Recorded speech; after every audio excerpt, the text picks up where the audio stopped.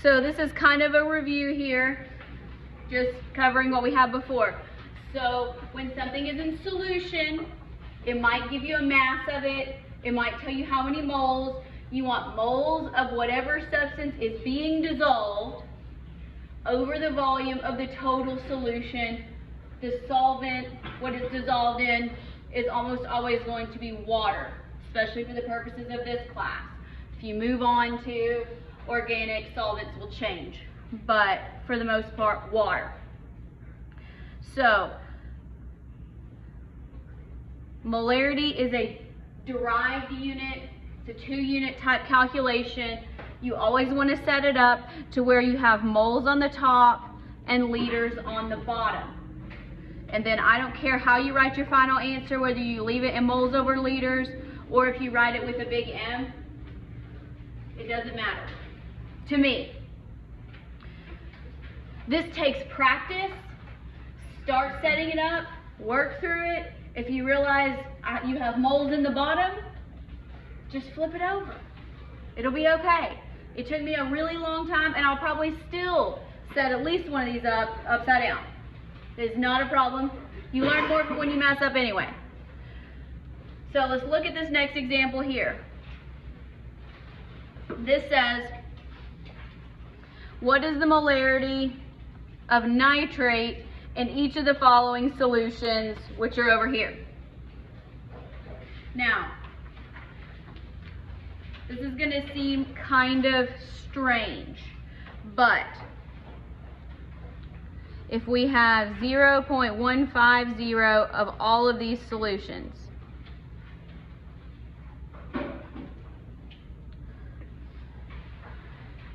you can do with solutions the same thing you do with solids. So you can look at the formula and see how much, that's supposed to be a 3, see how much you have. So look here at this.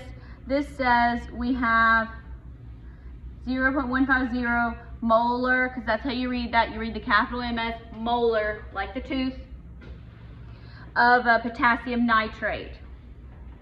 And we want to know how much nitrate only is in this, because the question is asking what is the molarity of nitrate in each of these solutions. So the first thing, when we see the big M, we're always going to rewrite it as moles of the substance over liters of solution. That's just the first step. Rewrite as moles over liters.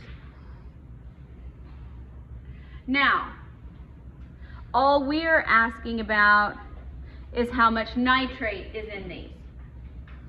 So, if we can look at our formula. So here we're looking at our formula instead of a balanced equation. We're looking within the formula. Stoichiometry still works, don't worry. So for every 1 mole of potassium nitrate, how many moles of nitrate are in it? Look at the subscript. Well, there's 3 oxygens, but there's only 1 nitrate molecule. Does everybody see that? Do we all agree there's 1 nitrate polyatomic ion in potassium nitrate in this formula? Yes. Okay, good. It's not a wasted step though. 1 mole of nitrate. Okay, so we cross that out. The question was asking us for molarity of nitrate. So that means we need to have moles of nitrate over liters. Look at our units here. Do we have moles of nitrate over liters? We do. Did anything change? No. It's not a wasted step though. Molar nitrate.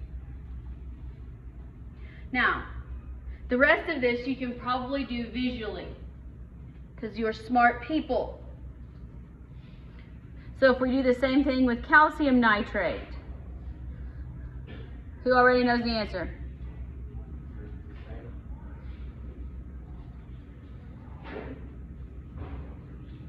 Nobody's working ahead of me? Okay. So we always rewrite molarity as moles over liters. Now we want only moles of nitrate. So for every 1 mole of calcium nitrate, how many moles of nitrate are there? 2, because there's a 2 in the subscript. Cross that out, cross that out. Moles of nitrate over liters. Always check your top and your bottom before you start pushing buttons on the calculator. 0.150 times 2, 0.300. Who can guess the answer to the next one? 0.450, yes, because you're going to take this, you're going to multiply by 3. So, for completeness sake, I will write it out. And we know that for every 1 mole of aluminum nitrate, there are 3 moles. So that's 0.450 molar. Or you can not write the capital M and just write moles over liters. That's acceptable as well.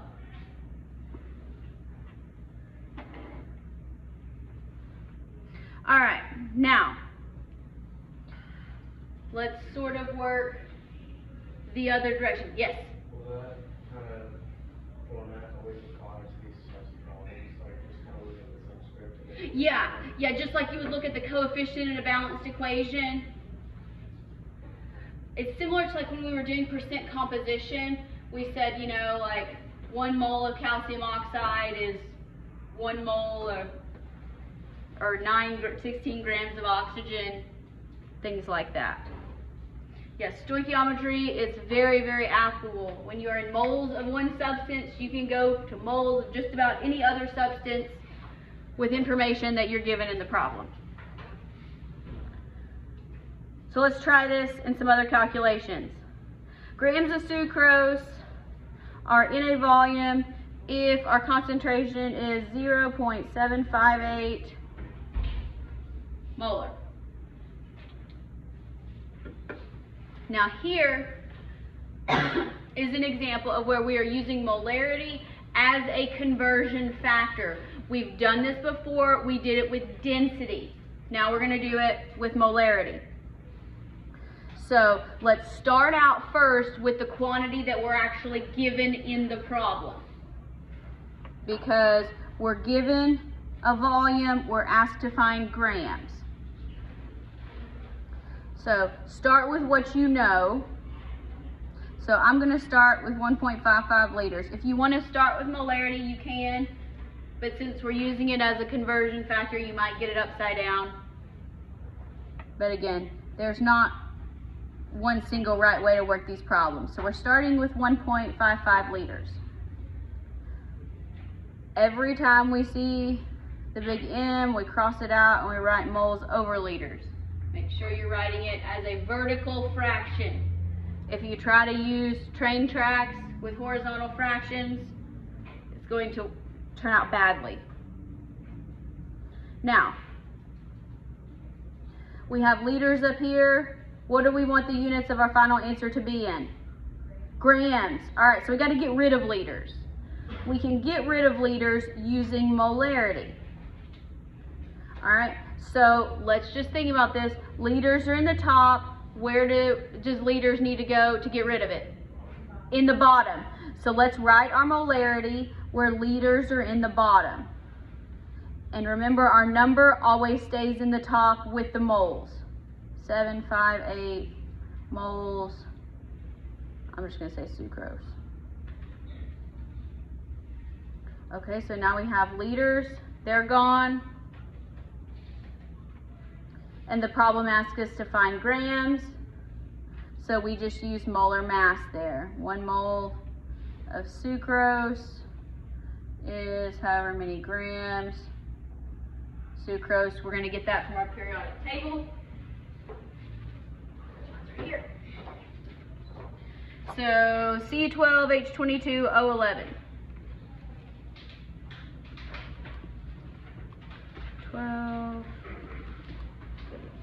342.